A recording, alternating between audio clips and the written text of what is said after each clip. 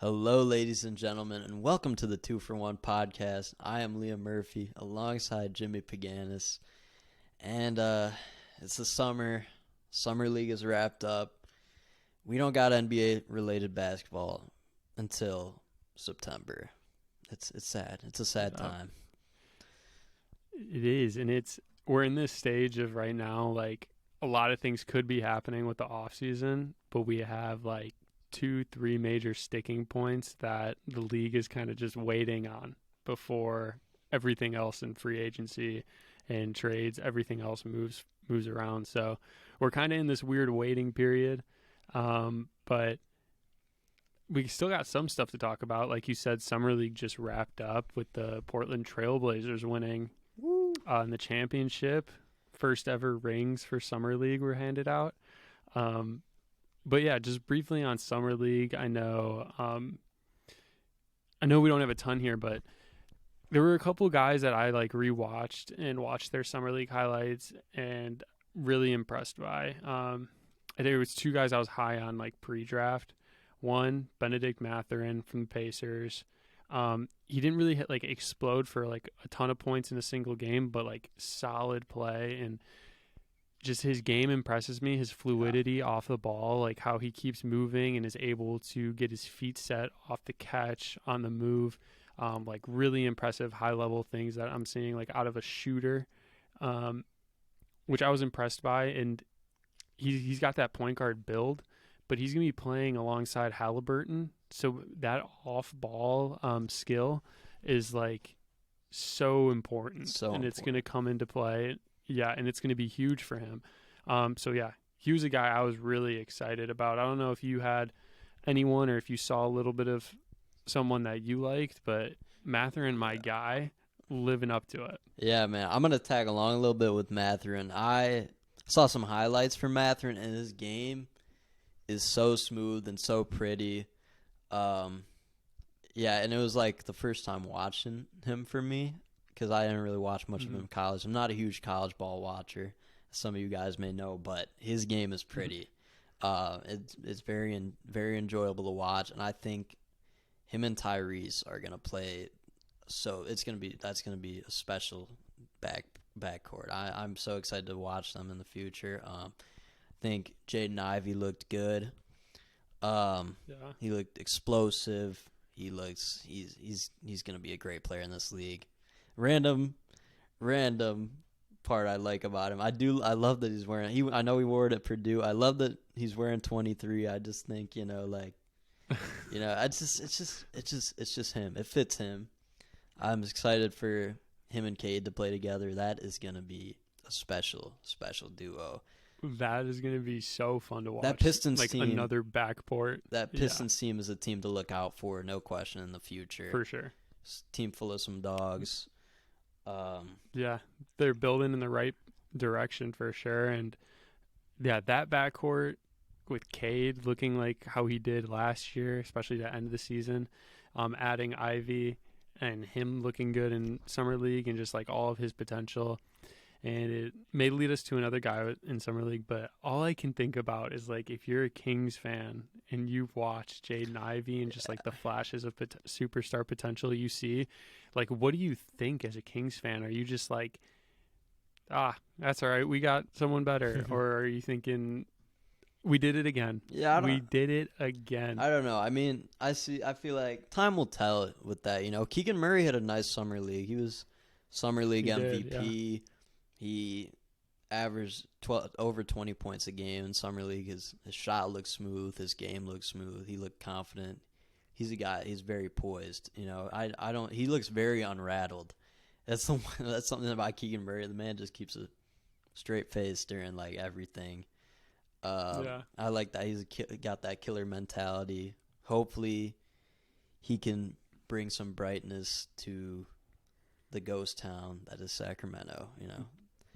This town of broken somebody dreams, needs to bring something there. Made a whole video about all the failed Kings Lotto picks, but I don't want him on that list, man. I don't want him on that list. I hope he can figure things out. Another guy.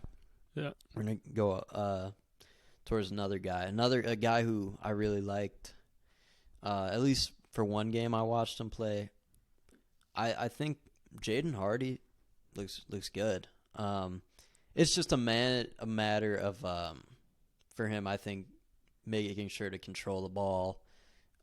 He had 7 turnovers in the game I watched him play. He had 28 points, but 7 turnovers is not pretty basketball. Obviously, you got to learn to take care of the ball if you want to be a good point guard in this league. But I'm sure there's a learning curve that comes with playing in the NBA, and with more and more reps, which he'll get plenty now that the Knicks signed Brunson. He's going to be able to step up, have a solid role with the Mavs, and I'm excited for him and the Mavs. I think they can do well with Hardy.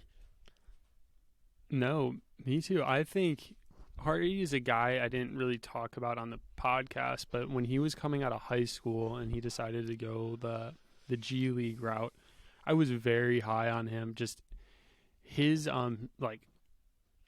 scoring ability, like his ability to score at all 3 levels, mid-range, 3, and attack to the rim. Just his footwork on his step backs, and like you can just tell he has that knack. He's a bucket getter. He's a type of guy who I think can definitely be like, I think he could be better, but I think he could have like a career, maybe like a Lou Will, just that role of coming off the bench as just a scorer. I think with his size and his body, though, he does have like potential to be a better defender and like stick around better. I don't know, more of like a bigger role, maybe a starting position later in his career. But I think he definitely, at the least, will be a scorer off the bench in this league. I mean, like a Jordan Clarkson type, just comes out firing, not afraid to shoot, and can be a real difference maker in a game or two, and maybe even like a playoff series could go off. I think he was a great pick. He fell in the draft. So I think the Mavericks did a great job in that with that pick. And like you said, Jalen Brunson's not going to be there. There's going to be an opportunity for him to get a couple minutes, and having a scorer off the bench is huge, especially when you have Luka. Mm-hmm. If you can have someone come off the bench that still can put the ball in the basket, that's just big time. I don't think that's not something they really had last year. So even as a rookie, if he can do that to some extent, that would be huge for the Dallas Mavericks. Yeah, the addition's great. I'm excited to see how the Mavericks do. Obviously, they made that trade for Christian Wood. I like it. He's a solid player for sure, and they got things brewing. They had a great, more than great, like last season. I think Mavs fans are ecstatic that they got to the conference finals, even though they lost in 5. I was talking to my buddy from Dallas, who's a huge Mavs fan. He was just happy he expected. He's like, yeah, even if Luka comes back by game 2, we'll probably get knocked out by the Jazz. And they made it. They did it. They got to the conference finals, and shout out to them, man. They got a lot to be excited for year with Luka. Yeah, last year was a big win for them, and a ton of good things to grow off of. Like you said, the Christian Wood trade, I think it's a good trade. Mm-hmm. You just take a flyer on a guy who has definite potential, and put him next to putting in more of a winning or an organization with some higher standards, and put him next to a guy like Luka who can just, he's a magician. He elevates the players around him, and just see what happens. He's not on a ridiculous deal. I think he's on a very fair deal. In the teens for I think he's around $15 million a year or something like that. So they're not paying a ton of money for him. I think he's got good value, and I think it's worth a shot. But yeah, they're going to be fun. Luka. They didn't give up anything crazy for him either. I mean, you lose Bobby, so that's that's game changing actually. That's kind of could be a momentum. Sterling Brown, who would wear he would just take his warm-up hoodie off, wear his jersey, keep his warm-ups pants on. He brought great energy, man, and I'll miss that bench mob with Pinson's still there, but Sterling Brown, he was fun to watch on the bench every time the Mavs would get a bucket. But I think this trade was just Mark Cuban trying to save some money on the fines. Yeah. But I think it's worth it. I think it'll be good. Yeah. Really quickly back to summer league. I'm gonna briefly touch on like the top three picks, just real brief, real quick, and then you can hop in. But Paolo Banchero had a great start to summer league. Very good start. Very impressive. He's definitely the most NBA ready out of the bat. Like just his body and his physical ability is just leaps and bounds above everyone else. Disappointed when Orlando sat him out for the rest of the summer league. Obviously, that's like all you want to do as a fan is just see these top picks play. So I was disappointed by that. However, he looked amazing. He's as advertised, really well. Man. He is as advertised. As you said, he for sure looks the most NBA ready. You know, just based off his frame, his game, everything. I was beyond impressed by what I saw out of Paolo. But keep it going. Yeah. No, and then going to Chet. Chet obviously had flashes that first game. He played extremely well. I think he had like 7 blocks or something, set the summer league record in his first game. There's a lot of potential there. We talked about that. He's a really good player with a lot of skill at his size. But then there's also times where I think what everyone was scared about happened. Like Kenny Lofton, an undrafted or maybe like a second-round draft pick from Memphis, was just bullying him. And he's like a 6'9" guy. He's like giving up like 4 or 5 inches, but he's still bullying him. Wait, is he 6'6"? 6'6". Oh my goodness! I think he might be actually. I gotta look he's small. He's small for a big guy. But he was even bullying. He's a Chet. big body. He's a big boy for 6'7". sure. Okay. But 6'7". But yeah, a 6'7" guy was bullying Chet, and then you can only think about, okay, what are these grown men NBA players going to be doing to him? But obviously the skills there, the touches there, the ball handling's there, the agility's there. He protects the rim with his skinny frame. I mean, he jumps straight up, and he's a big body. But yeah, so there's still a bunch of upside with him. But also we saw some of the things I think everyone was worried about. So that's how I think Chet did good overall. But, I mean, I think it's still maybe the highest potential out of everyone, but also like very possible. Very like bust potential biggest crash too. It's kind of potential. crazy. It's just the thing with it. Just all depends on how he uses his frame, how he develops. I think he's got a pretty game. You know, he's got some great tools offensively, and he's a great shot blocker. But can he maintain? Can he stay healthy? You know, with that frame, it's hard to. You're playing such a physical game. You know, the NBA is full of physicality and physical bigs who are going to want to bully you and put you in the basket, you know. But, yeah, it's just a matter of that development. Hopefully he can stay healthy and bulk up a bit. But his game looks smooth. That's it. There's just concern with the size. But, yeah. Uber talented. We'll see how it goes. And, like, once we said, when he starts playing like real NBA competition. Next guy, Jabari Smith. Nothing like I'm still very high on Jabari Smith. Same. Summer league maybe just average, but I hate to say it. It's a lot of it's like situational. I think like he did the same thing in college.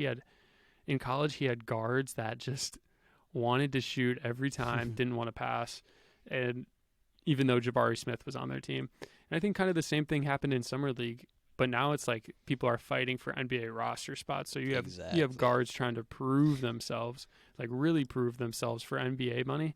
And I just don't think he was in the best situation to be highlighted. I think if you look at Chet, I think the OKC organization was like, okay, we're going to highlight Chet this Summer League.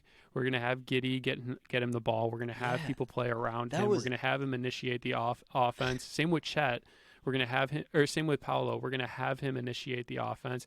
And with the Rockets, it was just like, okay, just go out and play. And then the guards did their thing and kind of kept the ball away from him at times. And then obviously when you get the ball at that point, you're like, oh my gosh, I finally got the ball. So you just chuck up a shot. So I think a lot of it was situational.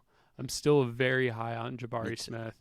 I really hope that the Rockets franchise figures their stuff out and doesn't ruin or waste a talent like him, because that would be very disheartening. Yeah, no.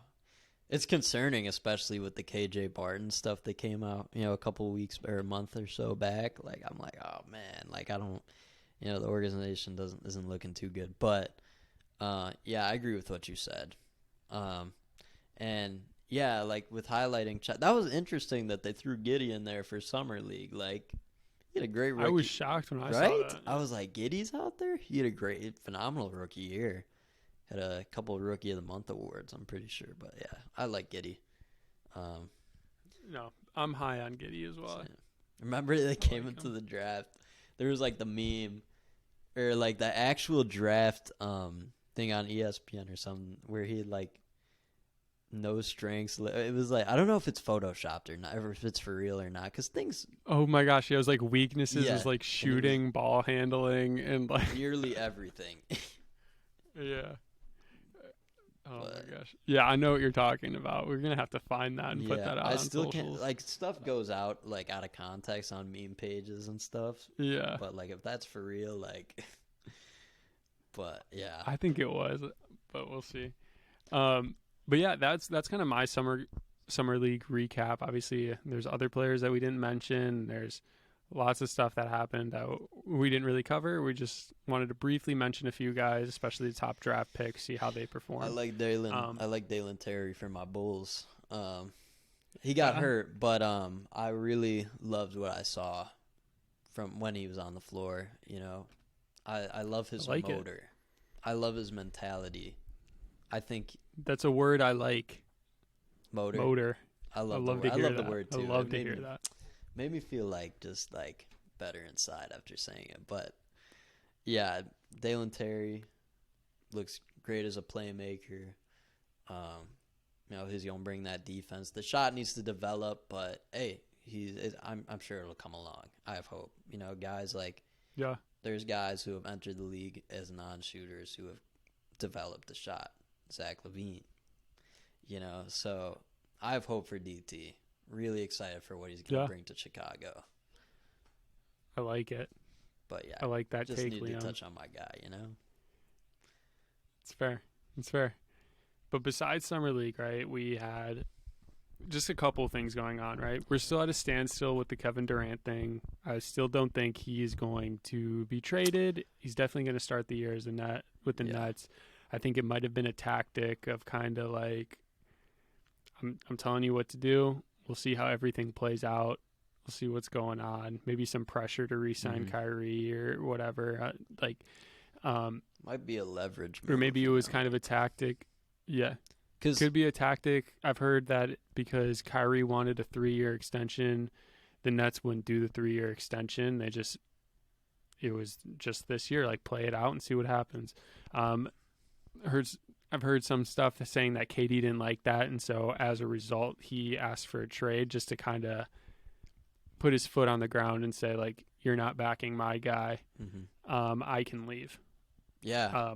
But who knows? I think he'll stay in the Nets. I hope so. I already spoke on it before how badly I want them to – I really want a real chance to see them. I really am dying to see Kyrie get – a playoff win at TD Garden, man. You have no idea how sad I was when I saw it. No disrespect to Tatum. Loved Tatum. Loved what the Celtics did in the playoffs, but it killed me inside to see him make that layup after all of Kyrie's antics throughout that game as a response to the Celtics fans, gestures at the crowd and everything. I was dying to see that. But yeah, I think KD's move to request a trade was definitely like a leverage move. I don't think he really actually wants out of Brooklyn that bad. I think he wants just better within the organization. They made like winning moves. They signed TJ Warren, which I think was a good signing. I'm trying to think. Very good signing. Oh, they got Royce Patty O'Neal. Mills. Yeah, re-signed Patty Mills. So they've made... That's two wings who can defend and shoot. Exactly. So, they've made moves that are, like, moves to increase depth. It seems like they want to build winning players around that team. They did lose Bruce Brown, unfortunately, who was nice for them, but yeah, that was before I think that might have been a little bit before the KD news, but yeah, it seems like they've tried to make winning moves. Totally. But yeah, we'll see how this all plays out. Like I said, I'm kind of like 80% confident that he'll be on the Nets, and I hope so. It'll just be a little blip that happened. But other than that, the only big thing I can think of that actually took place, that actually happened, was Ayton. Ayton signed an offer sheet with. Remember that? He signed an offer sheet with the Indiana Pacers, and for 4 years, 113. It was the max, right? And I wish he went to the Pacers. I would have loved that. We were just talking about Halliburton and Mathurin. I think he would have been awesome there. It would have been fun. But Pheonix comes in and matches the offer sheet, which leads us to the question, what the heck? Why didn't they just sign him last year or earlier? For me, it makes no sense because you jeopardize a relationship, right? And there was some stuff within the season that kind of felt a little weird. Just within that organization, within the team, a lot of talk around Ayton getting paid or not. And then also in the playoffs, he only played like 18 minutes in their last game. Like a lot of question marks. And you can't help but think that in his mind, like, oh, they don't even want me here. They're not going to extend me. Yeah. And I don't get jeopardizing a relationship just because you don't want to pay like a little more money to resign him, but you'll still pay him the max. Yeah, and you just won't pay him like what you can pay him. It ended up biting them in the butt because they pay him more money than they would have extending him, and they jeopardize. I mean, I think the bag.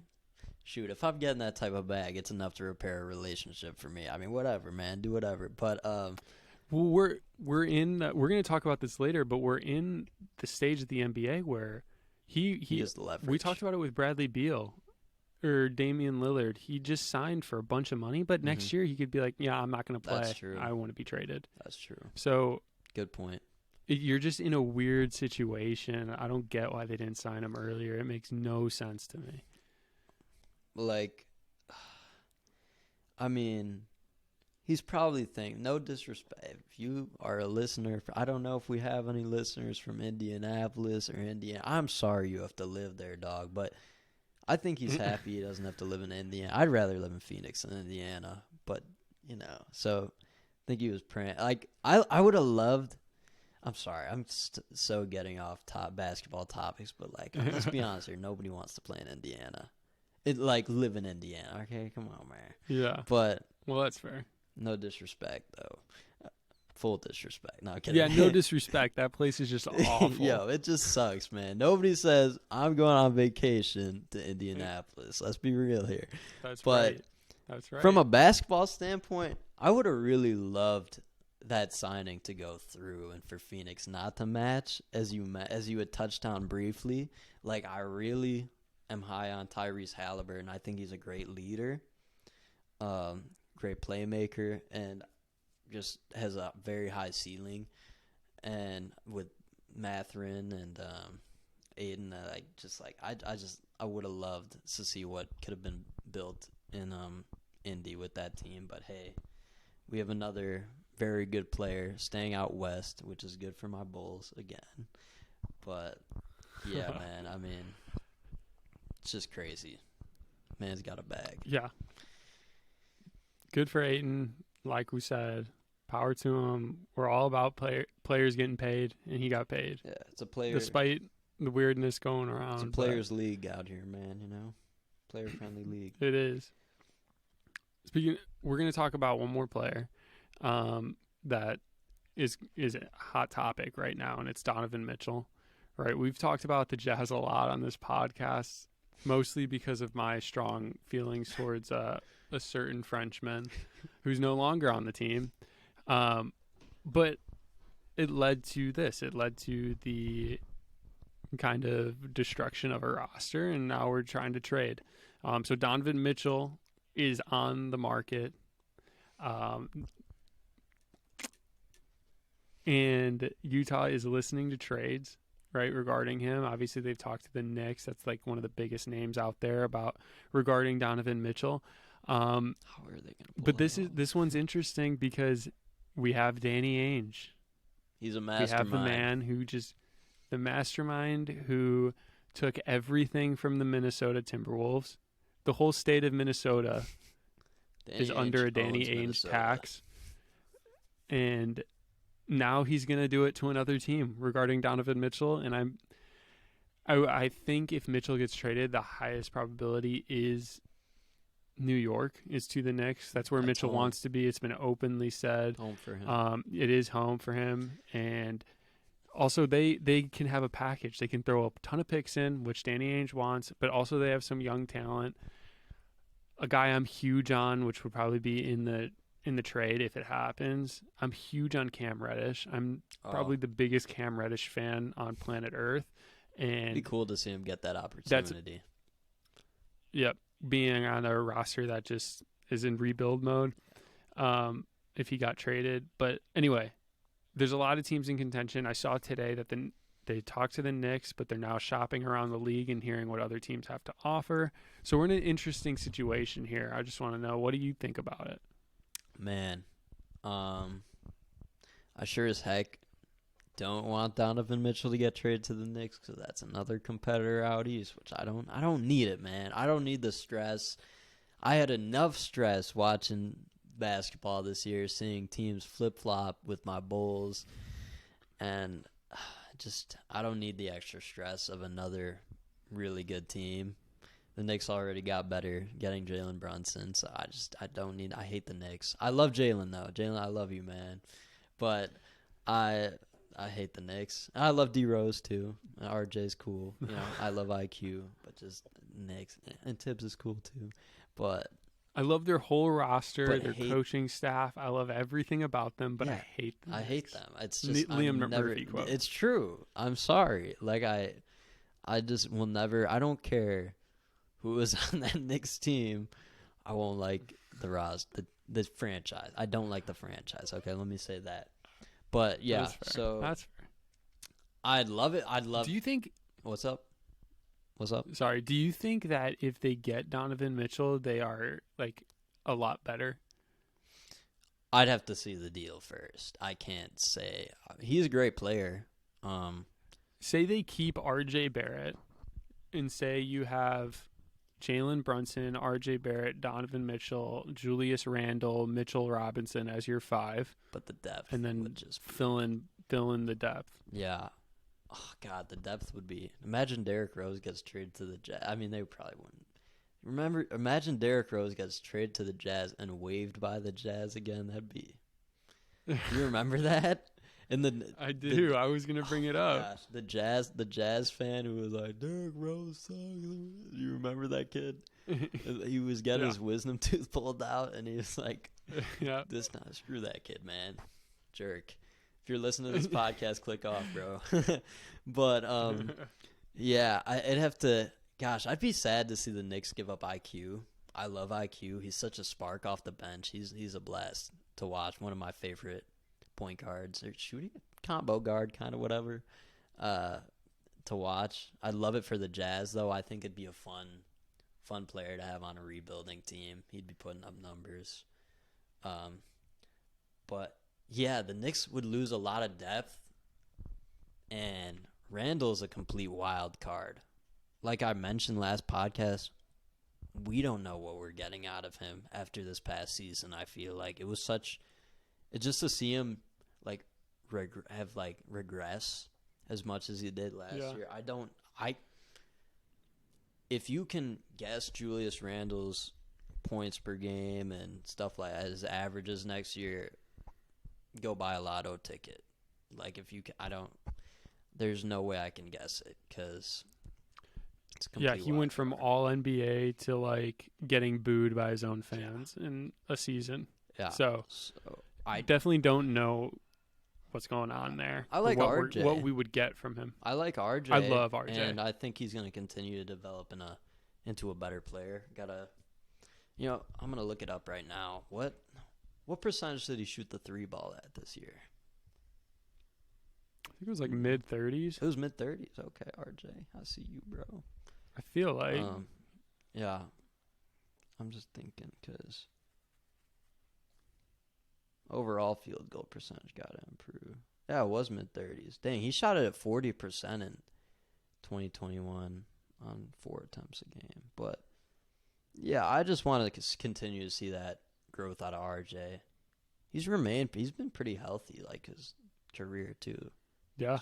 That's a great thing. Yeah, I think he's a really good player. Average. I think New York has good young players. They got a good team, like a decent team. Yeah. I think even with Donovan Mitchell, obviously New York will probably go for it, as they should, right? Yeah. Like, it's the first time to get, like, I don't know, when Mitchell's right, he averages player. like 32 points a game for the playoffs. I think it's his playoff average. 32 He was points special. He's been special.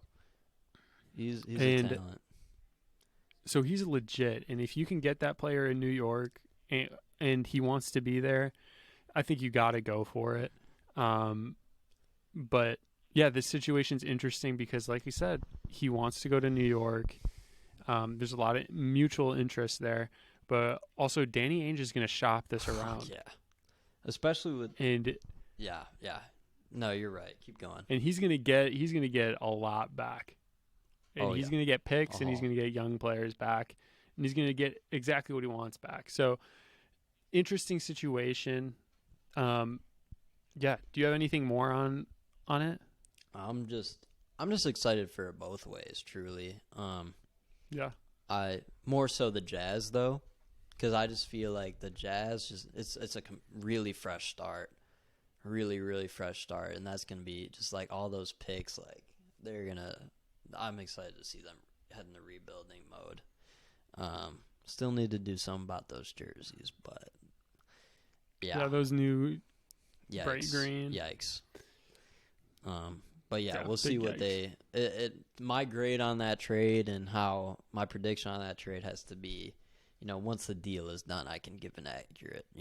That's fair. That's fair. Because who knows what's happening. That's true. You never know. So it kind of ties in with Donovan Mitchell, but we're entering this new phase. I don't know if it's new phase, but it's been happening the last couple of years. We're in this stage of the NBA where players are able to leave or demand a trade and have power, force their way out of their team, no matter how many years are left in their deal. And Adam Silver touched on this situation. It's been a hot topic. Like everyone talks about this. Just what are your thoughts on it? Do you think it's here to stay? Do you think the NBA will do something to fix it? Like, what do you think is going to happen here? Gosh, I mean, I think they'll have to do something to restrict it to an extent. I mean, I'm all for players having power because, I mean, players give us the gift of, being able to watch them and everything. But, I don't know. It goes to an extent where it's excessive, and it sucks to not see players play for such a long time, and to be a fan and buy tickets and want to see this guy play, who's making so much money. And there's got to definitely be some sort of restriction to it, and just leaving after a year or two with this big contract is kind of crazy. But players also have like the right to be where they want to be and play where they want to play, but obviously there has to be like some restriction to it. I'd love to see players still on the floor even during these like sagas. Yeah, keep playing through it. It's difficult because a lot of the times it's players who. So we know as a rookie, right? You sign your rookie deal, and then you have like the 3 years, and then you get the extension, right? Every NBA player, they want that second contract. That second contract is their ticket. It's their golden ticket. Once they get that, they're set. And also, the team that drafts you is able to pay you more money than anyone else. It's like an incentive to stay where you get drafted. However, a lot of people are taking that second contract and be like, okay, I'll give it a year, get me out of here. Now, something's not right. something's got to happen. I'm all for like players being where they want to be successful. I'm all for like Ben Simmons not wanting to play in Philly. I understand it. I wish it went down better and quicker. But I understand. Yeah, but I understand the mindset of it, and it's difficult. I know Kyrie Irving had a trade kicker where if he did get traded, he had a 15% increase in his contract, and I wonder if a way to kind of like incentivize players to stay is if once they sign their deal with their team, if they demand a trade or if they get traded, then they have like a 15-20% decline in their contract. That's a good idea. Something like that. It's something where like your pay gets impacted because like we talked about, Bradley Beal just signed one of the most lucrative deals in NBA history and a ludicrous deal at that fact if you're a Wizards fan. But he can guarantee all that money, and then next year he can just go get just demand a trade, and that's not right. And it's I don't know exactly how to stop it, but I'm all for players having the power to do what they want with their careers. It's just unfortunate for fans at times who want to see something happen. It's unfortunate for franchises who, I mean, like think about if the Milwaukee Bucks drafted Giannis, but he wasn't the type of like person he is. Like if he was just like a normal, I'd say like just a regular NBA guy who would probably leave. He'd probably leave Milwaukee, right? Yeah. And he would probably take as much money as he can, sign as much money as he can, and then just be like, I want to go to a bigger market, or I want to go to LA or Florida or something. But that's not true. Luckily, they got Giannis. Yeah. He's just gonna stay and be loyal. But it hurts smaller markets because even if they hit the lottery and get a really good player in the draft, they're not going to get any free agents. No free agents are going to want to go to like Oklahoma, so they need to hit the draft. But then, no free agents are going there. But so you need to hit right on the draft, and if you hit right on the draft, then you're also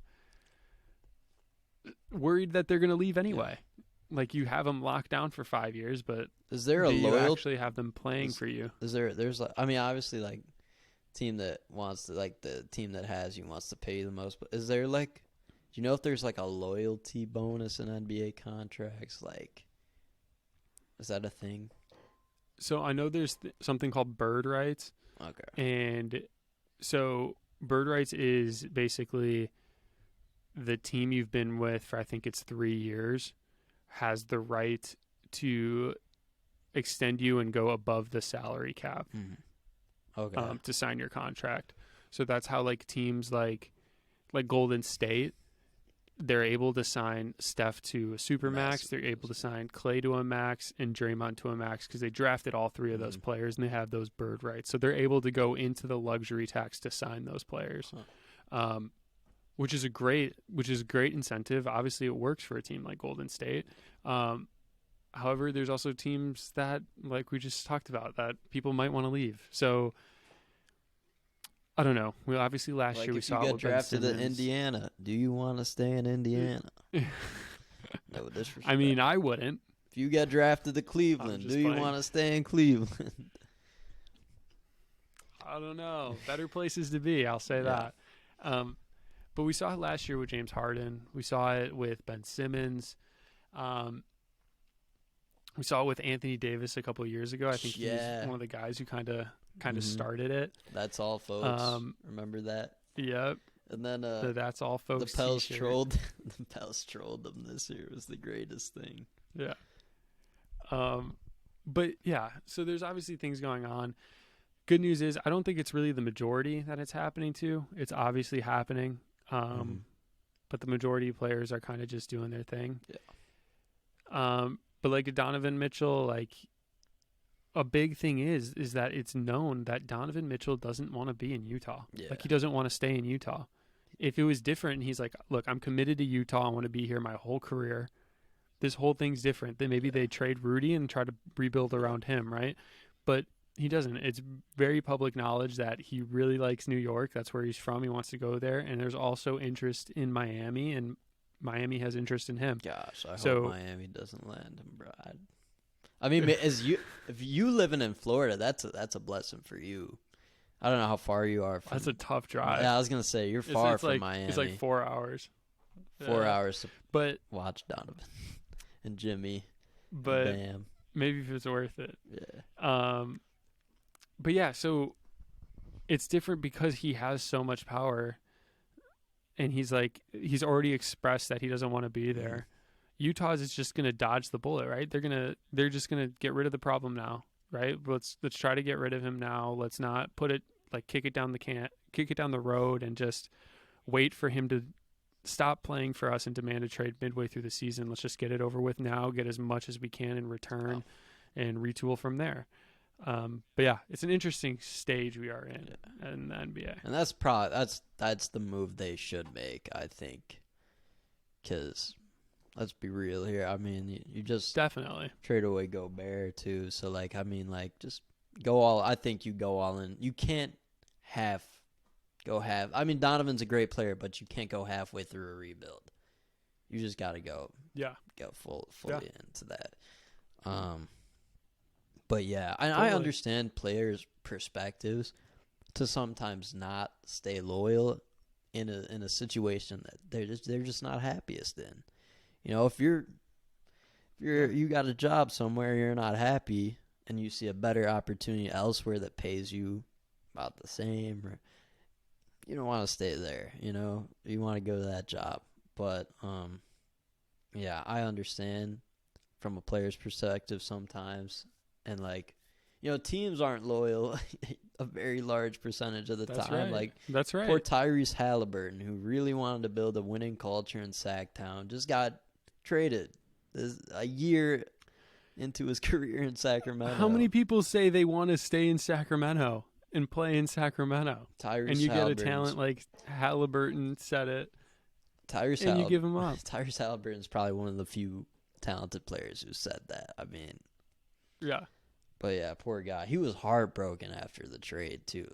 I remember something about that. But hey, he'll do his thing in Indy, as we spoke on. No, that's about that. Yeah, that's the thing. When a team does it, then everyone's just like, well, it's a business, right? You can get traded whenever. When a player wants to leave, then we're like, that's not right. He shouldn't do that. He has a contract. He should play out his contract. He should play. He should be happy. He should deal with it. He's getting paid so much money. No, if a team can trade you at any point, then you have also the right to do whatever's best for you, right? To make a business decision for yourself.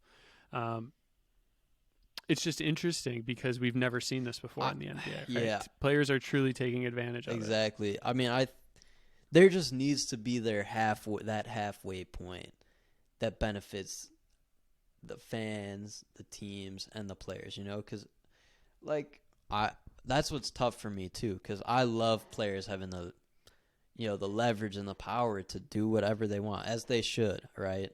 But there just needs, I think, maybe if a holdout gets to a certain time period or a certain amount of games played, maybe that player's got to go play ball, they have to play. Yeah. Maybe that's a solution, or they have to play every so often. But I don't know. There's just a lot to think about that. It's very hard to cater both to the interests of the fans and the players. But sure, there's some intelligent minds running the league, so hopefully they can figure it out. No, I'm with you. We'll see what else happens this offseason. Probably the biggest things, right? The KD thing that we're all waiting on. Yeah. Probably nothing going to happen, but we'll see. We got some interesting stuff maybe going on. If Kyrie also stays, doesn't get traded. Mm-hmm. What about Russell Westbrook? And then Donovan Mitchell situation. They FaceTimed each other. It's confirmed. I heard they were in a group chat. Anthony Davis, LeBron, and Russ were in a group chat together. So I think everything's good, guys. And looking for the finals appearance next year. Yeah, man. No, but I'm just playing.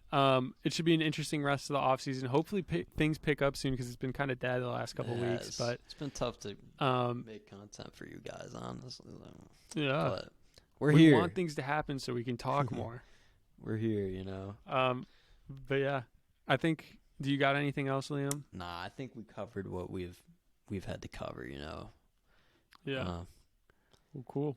It's been fun as always. Well, I think that's it for always fun. We appreciate all of you. Feedback always welcome. Of course. Keep listening to us. Keep rocking with us. Keep watching our content on Instagram, YouTube, TikTok. Liam's killing it on TikTok. So just continue showing love and just stick with us. We'll continue to get better. We're just going to keep riding this thing and just having fun, talking hoops and sharing with you guys. We appreciate you all. We'll catch you on the next one.